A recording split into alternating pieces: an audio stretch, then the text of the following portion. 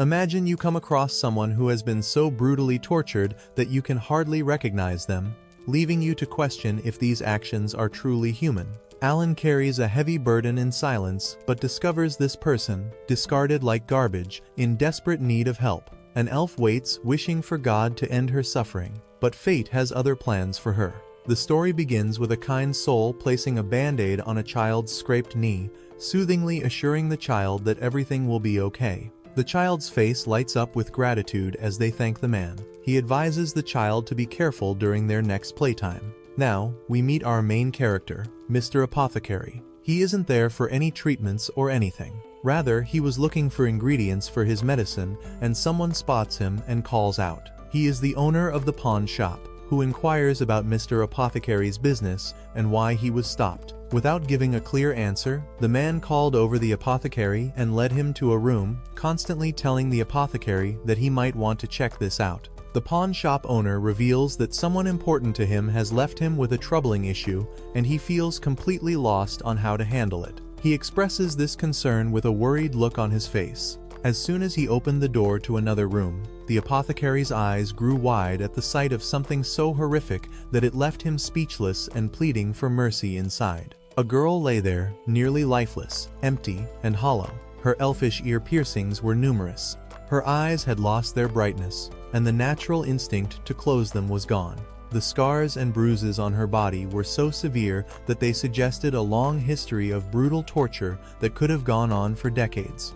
The pawn owner, speaking calmly, informed the man that this elf had been used until she was completely exhausted and then thrown away. The apothecary stood frozen, while the other man attempted to persuade him that this elf's body could be utilized to create several high-quality medicines and remedies. He pointed a finger at him, urging him to make a decision about her.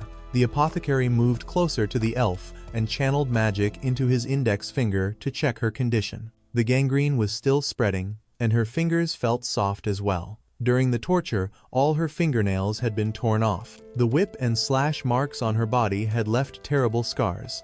All her teeth had been extracted except for a few at the back for chewing food, and she was missing her left eye. Her eyes had lost their ability to respond. While contemplating her state and who could have inflicted such harm, he asked if she could hear him, and her ear began to tremble slightly. It was clear that she could hear him a little, even with the big holes in her ears.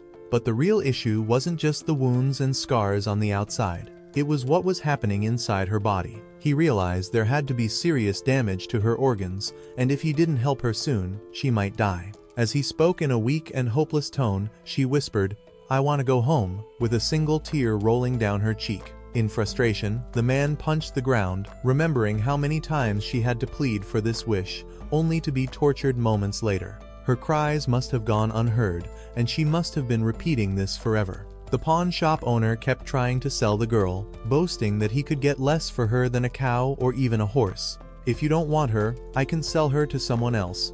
The owner kept pushing, and with a loud shout, he declared that he would take her. He asked the owner for a backpack to carry her. "You're going to walk across the bloody mountain with an almost dead elf you don't even know?" Without responding, the man covered her head with a cloth and gently assured her that he wouldn't hurt her. The girl was unresponsive and silent in this moment. He continued to tighten the cloth and dressed her, but she didn't make a sound or move. It appeared that she had grown far too used to being treated like an object, resulting in no resistance at all. He lifted her onto his back and began the long journey home. He attempted to engage her in conversation, but she did not respond. As they walked, he caught her mumbling something, and while he continued to climbing the mountain, he thought about how night would soon fall. He decided to make this spot their resting place at the mountain's peak. He approached her slowly and informed her that he would be removing the cloth, but she continued to mumble about home. He set down his bag and told her he would prepare some food. Yet, the girl seemed lost in the gentle breeze, and as the bright golden sunlight illuminated her face, Alan the apothecary noticed that her expression had slightly brightened since they had left the city. Perhaps it was because the elves had always lived in forests since ancient times. While Alan prepared the food, he ensured it was soft and thin enough for her to eat, considering all her teeth had been removed. This was crucial. The girl sniffed in surprise, curious about the pleasant aroma nearby. Alan carefully filled a spoon halfway with food and gently brought it to her mouth, advising her to take it slow. As she opened her mouth to eat, she managed to chew it well, which surprised him. He continued to feed her small bites and asked if she liked it. After she finished eating, Alan wiped her face, and a tear rolled down her cheek. However, as night fell, her condition deteriorated. She began to breathe heavily and groaned in pain, lying there drenched in sweat. Alan worked hard to figure out what was wrong, but it seemed the infection in her arm was spreading quickly and could soon affect her organs. He hurried to create something that could serve as symptomatic treatment. He chose to crush something that had antibacterial and antipyretic qualities. He combined the brew with elderflower and wild borage. He also added a smashed magic stone along with honey and salt to make it easier to take. While lifting her, he encouraged her not to lose hope, no matter how tough things seemed at that moment, and he kept wishing for the medicine to be effective. As she drank it, she lay down and relaxed a little, weakly muttering, "Where?" When he placed the cloth on her forehead, Alan instantly grasped what she was asking, and while stroking her head, he reassured her that they would definitely be able to return home soon. He gently patted her head and told her it was all right to rest now. She closed her eyes and fell into a deep sleep. Alan pondered the words he had spoken to her and realized that everything he said felt irresponsible. He genuinely wanted to help her get back, but her current state was likely a result of his kindness. It had been 8 years since all 5 races had coexisted peacefully after the war.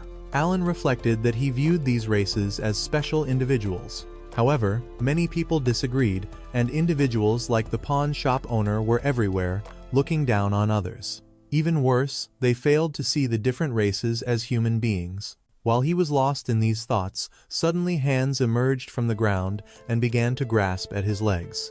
Alan stared at them with a blank expression, glaring at his hands, which represented all the lives he had taken, now haunting him for eternity. As he slowly opened his eyes, he realized the sun was already up and muttered about a dream. As he gazed at the girl, her eyes were wide open, and a tiny spark flickered in her pupil. Alan smiled gently and greeted her, letting her know he would be picking her up. Although Alan was uncertain about how he could help, he wanted to fulfill her wish to go home. What he could do was care for her so she could return to her former self. However, he knew this would require a lot of time and effort. Alan clenched his fist and looked at the girl, telling her that she was deeply hurt and that the pain affected not just her body but her heart as well. "I don't know what kind of person you were," taking her hand and adding, "I will give you a name filled with hope. Resser, as this name suggests, I will ensure you heal no matter what, and you will be reborn. I promise." As her eyes remained unchanged, Alan prepared some food and continued their sweet little chat while Resser stared at him in complete disbelief, not saying a word. After a long and tough journey, they finally arrived at their destination. Alan gently says, "This will be your new home where you will live." Inside, he carefully removed the cloth and helped her sit on a sofa. With a weak, sad, yet hopeful voice, Resser whispered, "Home." Immediately, Alan told her that she needed to take a bath first. Noticing her frail, almost bare body, he realized she had no clothes of her own. Hurrying out and knocking on a nearby door, Alan explained that he had an urgent request. The door creaked open, revealing a small, cute child who cheerfully said, "It's the apothecary uncle." In a demanding tone, Moan asked Alan if he had brought the sweets he promised. Apologizing, Alan heard Moan's mother scolding her from behind. Her mother, a tall and attractive woman, apologized for her daughter's spoiled behavior, adding that he must be tired. Alan interrupted her, handing her a basket filled with edibles. Moan's mother found it unusual for him to ask for favors. It turned out Alan was requesting some clean clothes for Resser. However, Moan's mother provided him with some older garments that would be easy to mend if they tore. Alan lowered his head and thanked her for the help. He prepared a hot bath for Resser. Steam rose from the chimney as the bathroom tap filled the tub with desirably warm and refreshing water. Alan carefully removed all the tattered and old clothes, covering her with a piece of fabric to maintain her dignity and avoid startling her. He noticed that as he undressed her, she showed no reaction, sitting there completely emotionless and sorrowful. When Alan saw her back, her slender white figure was completely marred from top to bottom. Each area of her body bore long and brutal scars from whips left untreated, causing her body to heal them imperfectly, resulting in deep ingrained marks. This sight broke him down from the inside. As he gently washed her, he trembled, reflecting on how the scars seemed imbued with malice and evil intent. On her neck were finger-shaped imprints indicating extreme force, most likely from choking. These details ignited Alan's anger, and he questioned who could have been so cruel and merciless. As he carefully removed the bandage from her infected arm, he barely managed to remain calm and composed. Regaining his composure, he began to treat her wounds one by one. Since external wounds were highly dangerous if left unattended for a prolonged period, he applied herb-based ointments to the scars, covering them with Korea's medicine to accelerate the healing process. He also placed pieces of cloth soaked in a viscous fluid on the deeper scars. This treatment needed to be repeated every 3 days. As he gently held her and helped her stand, he decided to dress her properly. He noticed a woman's comb mixed with the clothes, realizing that Moon's mother had likely understood his situation. As he dressed her and arranged her hair, a gentle, calm, and beautiful person emerged, hinting at how she might have looked in the past. Alan reflected on the significant change. As he let out a soft sigh of relief, he remembered that the food was ready, after which he desperately needed sleep. While dressing her, he noticed she was shaking slightly too aggressively, her expression embarrassed. Panicked, Alan asked if she had a fever or if any part of her body hurt, but he realized she must need to use the toilet. He dashed, holding her in his arms, finding it interesting that she had shown no expression or emotion while getting undressed, but felt embarrassed about this. Such an attitude seemed almost noble. As he slowly fed her, he concluded that her psychological sensitivity was still intact. Perhaps regularly eating something delicious could aid in opening her heart. This meant he needed to find a solution for her missing teeth. This could help her greatly, but a major problem still lingered: her internal damage. If there was no improvement, amputation was the only viable solution. He briefly considered asking for help from a doctor he knew. Later, he carried her to her room and gently placed her down. With a dozing expression and sleepy eyes, she fell asleep quickly, as if she had finally found peace after the battles she had endured. Alan prayed that there must be something that could heal all her suffering, internal damage, scars, pain, infection, and more. Only a high-end healing potion could achieve that, possessing regenerative capabilities far surpassing anything else. As he thought of all this, he slowly closed his eyes, wondering if elves truly possessed a mythical potion or not.